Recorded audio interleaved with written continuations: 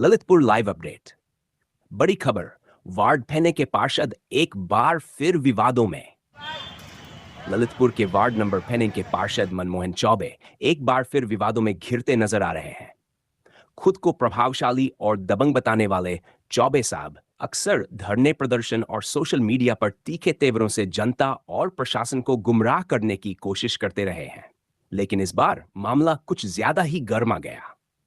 आज नगर पालिका कार्यालय में सफाई कर्मचारी मंजीत करोसिया के साथ पार्षद मनमोहन चौबे की तीखी नोकझोंक मारपीट में बदल गई। बताया जा रहा है कि दोनों पक्षों ने एक दूसरे पर गाली गलौज और मारपीट के गंभीर आरोप लगाए हैं।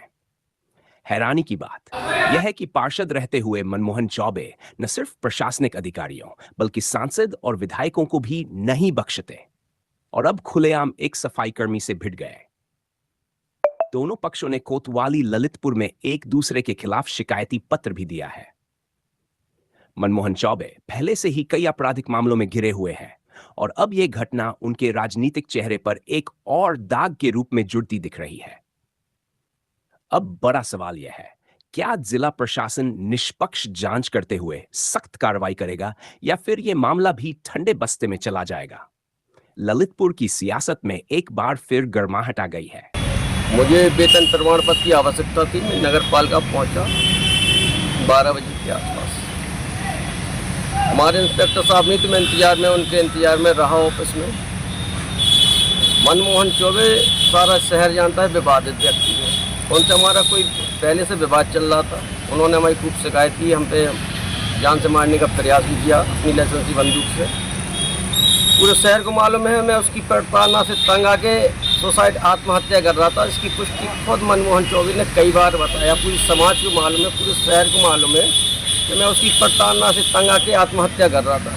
क्योंकि मेरे पिताजी बुजुर्ग हैं, माताजी बुजुर्ग हैं और हार्ट पेशेंट हैं। वो ये सदमा नहीं झेल पाएंगे अगर किसी तरह का कुछ हुआ तो। आज भी मैं ऑफिस में था तो पार्षद मनमोहन चौबे जो मेरे सफ़ेद कपड़ों से बहुत खुंदस रखता है और मैं उसके पड़ोसी है, मैं सदैव उसको बहुत सम्मान दिया है मैंने।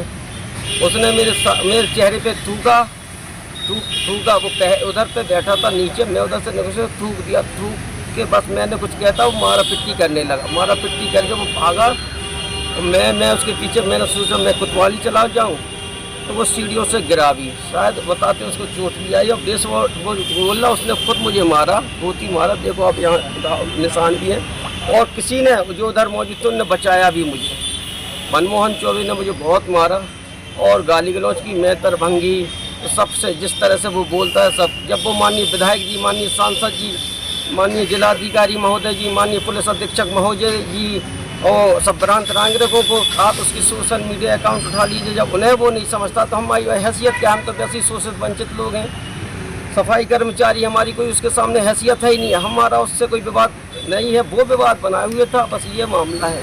नहीं, आज जो घटनाक्रम हुआ है जिसमें ईओ साहब के लिए भी उसने कहीं ना कहीं निशाने पे लिया है, प्रशासनिक अधिकारी है। मनमोहन चौबे बहुत झूठा इंसान है और वो अपने निजी लाभ के लिए किसी पर भी किसी भी हद तक कोई भी आरोप लगा सकता है। नहीं, जो नगर पालिका में जो कैमरे लगे हैं तो क्या उनमें ये सारी घटनाक्रम कैद है कि नहीं? जांच हो, मुझे तो जानकारी है नहीं।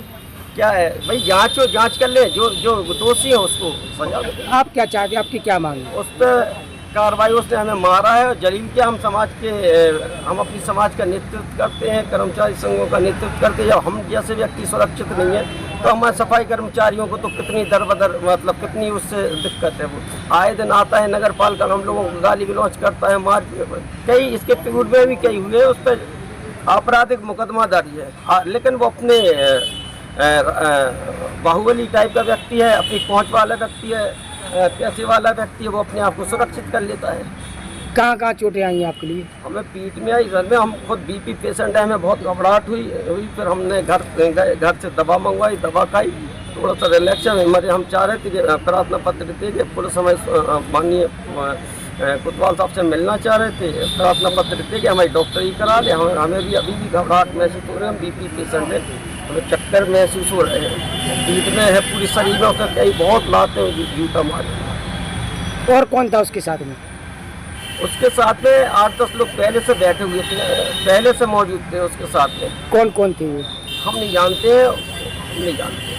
और ब्लैकमेलिंग का उसका काम है, वो ब्लैकमेलिंग सबको मालूम है, हमें ब्लैक सबको हमें बहुत टाइम से ब्लैकमेल। ठेकेदार का भी नाम आ रहा है, कोई चौबे ये हमें हमें जानकारी नहीं है क्यों वो किसका नाम, भाई वो बहुत झूठा इंसान है, वो किसी का भी नाम किसी भी हद तक ले सकता है वो, और कोई भी आरोप लगा सकता है। पूरा प्रशासन जानता है, पूरा शहर जानता है, वो अपने निजी लाभ के लिए भ्रष्टाचार की लड़ाई का झूठा चोला ओढ़ के वो हम लोगों का बहुत मानसिक शोषण कर रहा है। हम पूरे शहर को मालूम है, हम आत्महत्या कर रहे थे मनमोहन चौबे के, खुद मनमोहन चौबे को पता है।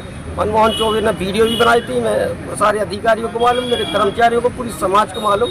मैं उसकी प्रताड़ना से तंग आके मैं आत्महत्या कर रहा था, लेकिन मेरे लोगों ने समझाया कि भाई अपन पुलिस की मदद लेंगे। मैं डर के मारे पुलिस के सामने नहीं आना चाह रहा था। वो राजनीतिक व्यक्ति है, बहुत पहुंच वाला व्यक्ति है, बहुत पैसे वाला व्यक्ति है, वो हमारा कत्ल करवा सकता है, उसके लाइसेंस ही है, उसके गुंडे हैं उसके पास। देखने में अकेला रहता है लेकिन उसके साथ बहुत गुंडा है, बहुत मतलब पूरा शहर उससे बदनाम है।